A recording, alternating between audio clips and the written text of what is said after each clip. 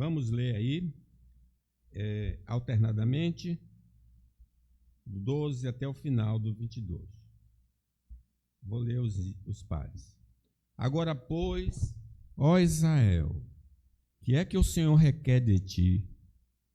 Não é que temas o Senhor teu Deus e ande em todos os seus caminhos e o ames e sirvas ao Senhor teu Deus de todo o teu coração, de toda a tua alma?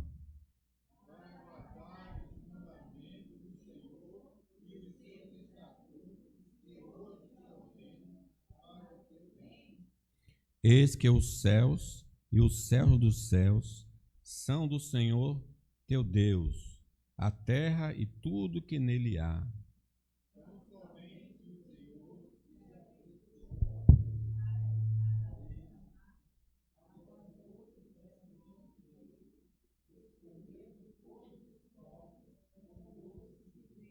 Circuncidai, pois, o vosso coração e não mais endureçais a vossa cerviz.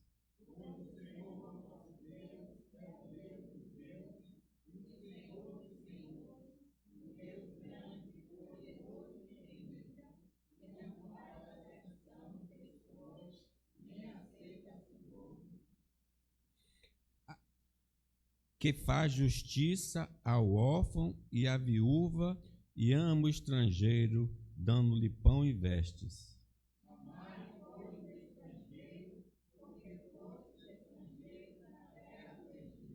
Ao Senhor teu Deus temerás, a Ele servirás, a Ele te chegarás e pelo teu nome jurarás.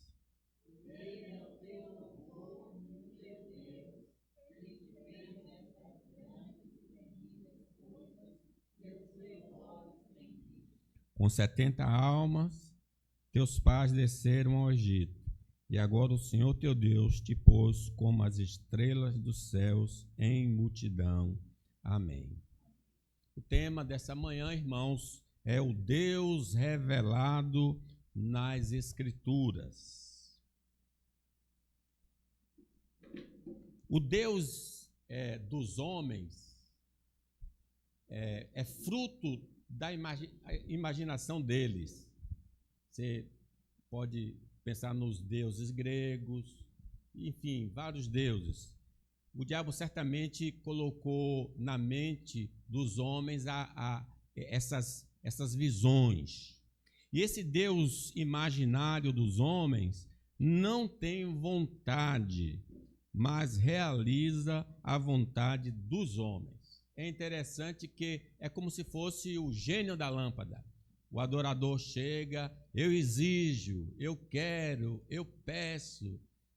E, infelizmente, alguns crentes agem para com Deus da mesma maneira, como se Deus fosse um gênio que tem de satisfazer a vontade deles. Não, o nosso Deus é o Rei dos reis, o Senhor dos senhores. Ele é o Senhor, Ele manda e nós devemos obedecer. Se o que nós estivermos apresentando a Ele estiver de acordo com a vontade dEle, Ele vai atender, mas no dia e na hora que Ele mesmo vai estabelecer. O Deus, fruto da imaginação humana, aceita ser adorado de qualquer maneira, de acordo com o querer do adorador. O adorador vai à presença desses deuses imaginários da maneira que lhe apraz. O nosso Deus, como o texto foi lido, diz, não é assim que você pode me adorar, não. Inclusive, pessoas morreram porque prestaram um tipo de adoração não autorizada. Os 2 sacerdotes, os filhos de Arão, morreram no templo porque introduziram fogo estranho. O Deus da mente humana não sabe o que ocorre no mundo dos homens e precisa ser informado para ter conhecimento. É interessante essa questão, porque o nosso Deus é o Deus onipresente, onisciente, onipotente. Inclusive, alguns evangélicos, se podemos chamar assim, diz que Deus não sabe do que vai acontecer amanhã. Deus não tem esse poder de saber o que vai acontecer amanhã. Justamente é um Deus da imaginação humana. Mas o Deus dos pagãos não é eterno e sua existência depende da adoração humana. Quem assistiu aquele filme de Teseu, tem dois filmes dele, 2 séries, e os deuses começam a morrer. E então o pai dele, que é Zeus é um meio deus, meio homem. Aí Zeus diz para ele: nós estamos morrendo. Ele pergunta por quê? Porque os homens estão deixando de nos adorar. Cadê os deuses gregos? Os homens deixaram de adorar. Então eles desapareceram. Eles não são até. É incrível que até um semideus pode matar um deus. Ele, por exemplo, Zeus mata o deus da guerra. Imagine um homem que tem um certo poder, consegue matar um deus. O Deus dos pagãos não é eterno. O nosso Deus é eu sou. Ele sempre existe, sempre existiu.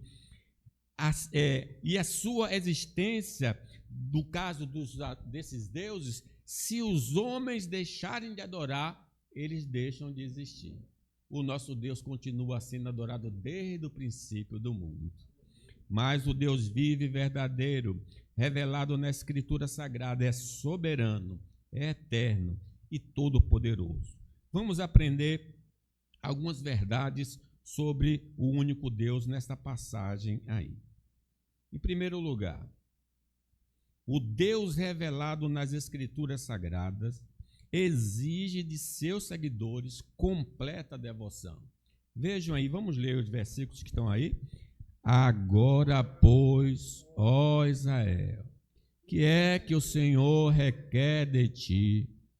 Não é que temas o Senhor teu Deus e andes em todos os seus caminhos e o ames e sirva ao Senhor teu Deus de todo o teu coração, de toda a tua alma, para guardares os mandamentos do Senhor e os seus estatutos que hoje te ordeno para o teu bem. Veja que Deus aí exige.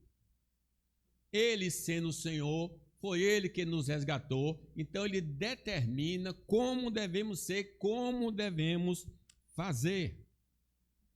Na Bíblia Sagrada, Deus é Senhor sobre tudo e todos.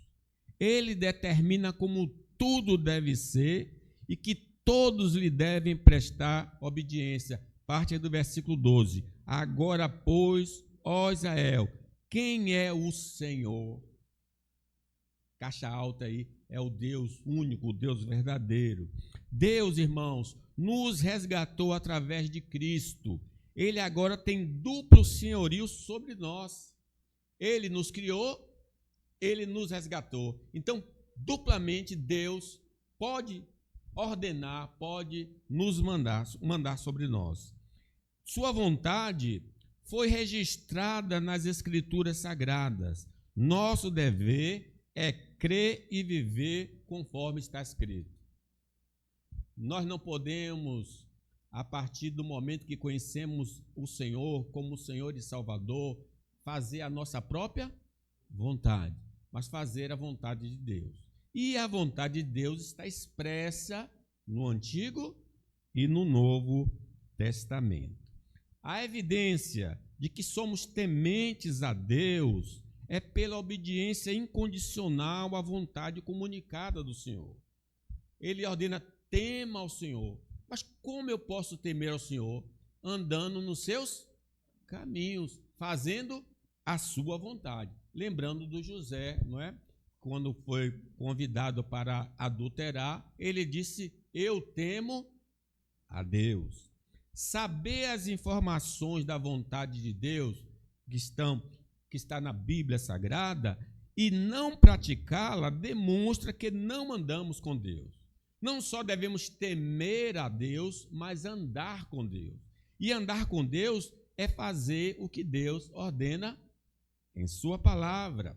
A declaração verbal de amor a Deus só é verdadeira se praticarmos os seus mandamentos. Lembre, quem me ama, guarda os meus mandamentos. Somos, irmãos, os garçons de Deus, na medida em que nos submetemos à sua santa palavra. Nós devemos servir ao Senhor. Joil tem essa habilidade de ser garçom. Nós somos os garçons nós estamos aqui para servir a Deus. E servir a Deus da maneira que Ele estabeleceu na sua palavra. Nossa obediência ao Senhor é aprovada quando ela for de coração e também externamente. Amarás ao Senhor teu Deus de todo o teu coração, do entendimento, de força e de alma. Existe grande recompensa se nós andarmos no caminho do Senhor de todo o coração.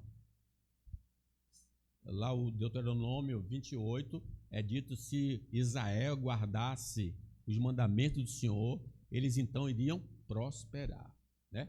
Também Mateus capítulo 7 é dito o seguinte: nem todos que dizem Senhor, Senhor entrará no reino dos céus, mas aquele que faz a vontade do meu Pai que está nos céus. Mas, para servirmos ao Senhor de todo o coração, necessitamos de um coração de carne dado por Deus. Não temos essa habilidade natural de servir a Deus. Mas Deus, através do profeta, diz que iria tirar o nosso coração de pedra e nos dar um coração de carne. E a partir desse novo nascimento é que nós temos uma inclinação, uma disposição para fazer a vontade de Deus. Além disso, é dito ali que ele vai colocar o Espírito Santo. E o Espírito Santo fará o quê? Fará com que nós possamos observar os mandamentos do Senhor.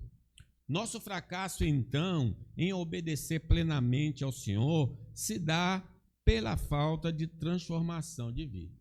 Então, se eu estou na igreja e eu não consigo, em hipótese nenhuma, fazer a vontade de Deus, precisamos passar pelo novo nascimento.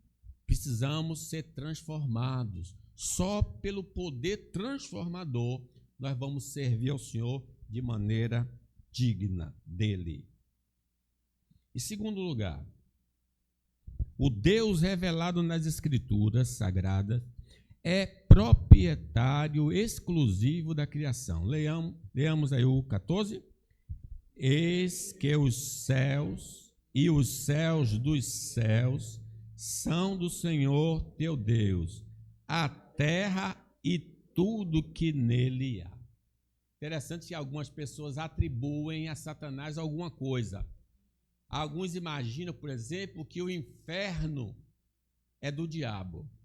É o deus grego Hades, que manda lá no inferno. Então o diabo fica lá com o espetão, esperando alguém entrar para ficar... Não, lá não é lugar, ele não tem morada. Lá é lugar do castigo, de sofrimento do diabo e seus anjos e de todos aqueles que vão seguir o mesmo caminho de desobediência ao Senhor. O Senhor, então, irmãos, é dono de tudo. Do Senhor é a terra e tudo que nela se contém. O Senhor é dono de tudo, por direito de criação, porque está escrito: no princípio criou Deus os céus e a terra. Tanto o mundo invisível, esse mundo que nós não podemos ver, dos anjos, dos arcanjos, do querubim, dos serafins, como o mundo visível, tudo pertence a Deus. Ele é dono de tudo e de todos. Meu é o ouro, minha é a prata, diz o Senhor. O mundo invisível é claramente falado nas Escrituras. Sim, nós encontramos vários registros de personagens desse mundo invisível presente no mundo dos homens. Jacó viu muitos anjos, José também viu anjos. E temos algumas informações lá deste mundo no Apocalipse, onde tem anjos louvando a Deus, ou a rua maravilhosa que tem lá. É verdade que não é uma informação exaustiva, mas existe o mundo visível e o mundo invisível. Nada no mundo visível e invisível é atribuído ao diabo. O inferno é o lugar do seu aprisionamento temporário e o lago de fogo, sua morada eterna, onde irão todos aqueles que se esquecem de Deus. Então, não diga, nunca pronuncie dizendo que o diabo seja dono de alguma coisa, porque ele não é dono de absolutamente nada. É verdade que ele se aproximou de Jesus e disse: tudo isso te darei, se prostrado. Mas como é que ele pode oferecer? Esses trambiqueiros que ficam vendendo imóveis aí. Inclusive, um cidadão conseguiu vender um imóvel 31 vezes. Imagine, ele conseguiu fazer isso. Então, tem pessoas, o diabo é desse tipo, fica dizendo que é dono de alguma coisa. Ele não é dono de absolutamente nada. Deus é dono de tudo e de todos. Louvado seja Deus. O Senhor é dono de tudo por direito de criação. A vida, por exemplo, é um presente do Senhor. Todo ser vivente é propriedade do Deus Altíssimo. Ninguém aqui se gerou, ninguém aqui se criou. Foi Deus que nos criou à sua imagem e semelhança. Nós não podemos dizer minha vida. Não, não é a minha vida, é de Deus. E Ele dá e Ele toma quando Ele quer. O Senhor me deu de Jó e o Senhor tomou. Bendito seja o nome do Senhor. Nós somos mordomos de Deus. Ele confiou seus bens para que possamos administrar sabiamente. Haveremos de prestar contas de nossa administração, da nossa vida, do ouro, da prata. É verdade, ele faz uma distribuição às vezes que a gente pode questionar como humano. Porque ele dá a um 5, a outra ele dá 2, a outra ele dá 1.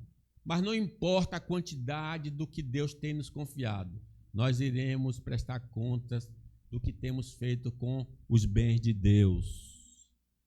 A alma do Pai é minha, a alma do Filho é minha. A alma que pecar, essa morrerá.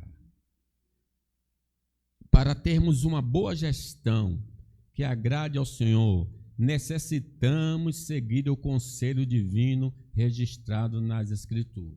Então, eu posso ser um bom administrador fazendo justamente aquilo que Deus manda registrado na sua palavra, porque lâmpada para os meus pés é a tua palavra e luz para o meu caminho. A má gerência dos bens de Deus pode fazê-lo retirar de nós a porção recebida. Vocês sabiam disso? Mesmo nessa vida, se eu não estou administrando corretamente como Deus deseja, Ele pode retirar o que Ele nos deu. A nossa irmã Noemi disse assim: o Senhor me tem amargurado. Porque eles saíram da casa de pão para Moabe. Os moabitas, é interessante, os moabitas não podiam fazer parte da congregação do Senhor, porque estava uma lei dada por Moisés. Os moabitas não podem fazer parte da congregação do Senhor, mas eles vão para Moabe. Lá morre o pai, os 2 filhos, e uma moabita volta. E essa moabita se torna depois, vai ser a mãe de Jesus, vamos dizer assim, a ascendência de Jesus. Por quê? Porque ela demonstrou uma fé que muitos de Israel não tinham. Mas, meus irmãos, nós precisamos entender que a má administração nossa, Deus tira de nós. Tira a saúde, tira a própria vida, tira os bens, porque não estamos fazendo o que Deus deseja. Quando o Senhor chegou e fez um acerto de contas, procurou o que deu 5 talentos, aí disse: olha, eu juntei, tenho mais 5. Ele então lhe abençoou esse homem. O segundo veio e disse: olha, eu multipliquei. Ele abençoou o homem. Aí o primeiro, o que tinha um talento, só eu não administrei bem não, tive medo de perder, escondi na terra, aqui está o teu dinheiro, toma o que é teu. Ele disse, mas, mau servo, você não soube administrar bem, agora toma o dele e dá para quem tem 10. A pessoa fica assim, Deus faz isso, é o dono de todas as coisas. Se nosso balanço está negativo, necessitamos de perdão e de poder de administrar bem os bens de Deus. Hoje é o dia aceitável, hoje é o dia da salvação. Se porventura não estamos na linha, vamos nos reconciliar com Deus, porque ainda há tempo, antes que chegue o grande dia, o dia do juízo final. Em terceiro lugar, o Deus revelado nas Escrituras Sagradas tem profundo amor pelo seu povo. Leamos o 15. Tão somente o Senhor se afeiçoou a teus pais para os amar, a vós outros, descendentes deles. Escolheu de todos os povos, como hoje se vê. Deus, sendo autossuficiente, não necessitava de nada e de ninguém, mas motivado pelo amor, veio ao nosso encontro apesar de estarmos no estado de pecado. Que coisa linda! Deus prova seu amor para conosco pelo fato de Cristo ter morrido por nós, sendo nós ainda pecadores. Ele não precisava da nossa adoração. Ele já é autossuficiente. O Pai, o Filho e o Espírito Santo, mas ele resolveu nos acolher na sua família. Louvado seja o nome do Senhor. Ele providenciou um Salvador para nos conceder perdão dos pecados. Deus amou o mundo de tal maneira que deu o seu Filho unigênito, para que todo aquele que nele crê não pereça, mas tenha a vida eterna. Então ele providenciou um Salvador, ele nos concedeu perdão dos nossos pecados, ele nos concedeu comunhão e ele nos concedeu a vida eterna. Tudo isso é graça, favor não merecido. Nosso Deus, por amor, disponibilizou a Bíblia Sagrada para conhecermos sua vontade e praticá-la. Para que a gente não ficasse cego neste mundo, sem uma bússola, ele nos deu a sua palavra que é viva e eficaz. Sendo Deus de amor, ele concedeu o Espírito Santo. O que é que o Espírito Santo faz em nossa vida? Nos lembra da palavra, nos guia através da palavra e nos faz andar de acordo com a palavra. Durante toda a nossa vida terrena, ele nos protege para não cairmos definitivamente nas obras da carne, no amor pelo mundo e nas ciladas do diabo. O Senhor é quem te guarda. O Senhor te guardará de todo o mal, guardará a tua entrada e a tua saída desde agora e para sempre. Ele está falando do amor de Deus por nós. Veja como ele nos cercou de tamanha proteção. Quando Jesus voltar, receberemos um corpo glorioso e iremos morar num novo céu e uma nova terra com Deus e os santos anjos. Irmãos, Deus prova o seu amor para conosco pelo fato de Cristo ter morrido por nós, sendo nós ainda pecadores. Que coisa gloriosa. Nem todos os homens estão debaixo deste amor divino. Eles preferem a iniquidade do que a santidade, a perdição do que a salvação, o diabo do que a Deus. Que triste, né? Porque a boa nova está sendo anunciada para todos os homens. Ide pelo mundo, pregar o evangelho a toda criatura. Mas os homens preferem, o João fala sobre isso, né? A luz veio, mas os homens amaram mais as trevas do que a luz. Se nós não acreditarmos no Evangelho, nós não temos possibilidade de experimentar o amor de Deus. Precisamos crer nas boas novas de salvação. Em quarto lugar, o Deus revelado nas Escrituras Sagradas é um justo juiz. Leamos aí. Circuncidai, pois, o vosso coração e não mais endureçais a vossa cerviz. Pois o Senhor vosso Deus é o Deus dos deuses e o Senhor dos senhores, o Deus grande, poderoso e temível, que não faz acepção de pessoas, nem aceita suborno, que faz justiça ao órfão e à viúva, e ama o estrangeiro, dando-lhe pão e vestes. Amai, pois, o estrangeiro, porque foste estrangeiro na terra do Egito. O justo juiz não fica impressionado com a nossa aparência, porque ele vê o nosso coração. É interessante quem vai fazer exame, né? Entrevista de emprego, vai todo cheiroso, todo bonito, é tão educado, né? A pessoa pergunta assim, e mostra uma humildade. Às vezes, a gente está assim na presença de Deus, todo bonitinho, cabisbaixo, piedoso. Meus irmãos, diz o Salmo 139, Senhor, tu me sondas e me conheces. Sabe o meu deitar? E de longe penetras no meu pensamento. Deus sabe tudo. Ele não fica impressionado com a nossa aparência, com a nossa beleza. Ele olha para o nosso coração. Ele é o justo juiz. Ele tem os olhos como chama de fogo. O juiz de seu povo quer nosso rendimento total às suas repreensões. Nós devemos ceder a Deus quando Ele nos fala, quando Ele está nos repreendendo, chamando a nossa atenção. Nós precisamos nos submeter. Lembremos da nossa rebelião aos nossos pais, os nossos pais, Fulano, não faça isso, não faça aquilo. Vou fazer mesmo. Deus não quer essa resistência nossa.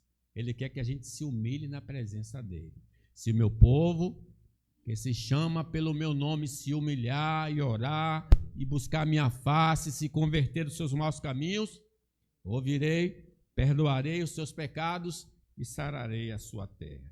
Não endureça o coração, porque não existe alguém semelhante a ele. Acatar suas decisões revela a sabedoria da nossa parte. Ele é o Deus vivo e poderoso. Por que vamos resistir ao Senhor? Por que vamos endurecer o coração? Ele pode, se quiser, fazer qualquer coisa, inclusive nos lançar no inferno. O Senhor Jesus disse, não temas o homem que pode matar o corpo e não pode destruir a alma. Tema aquele que pode pegar o corpo e a alma e lançar no inferno. A esse nós devemos temer. Sermos submissos ao Deus Todo-Poderoso é o melhor caminho, porque nada o impede de executar suas decisões.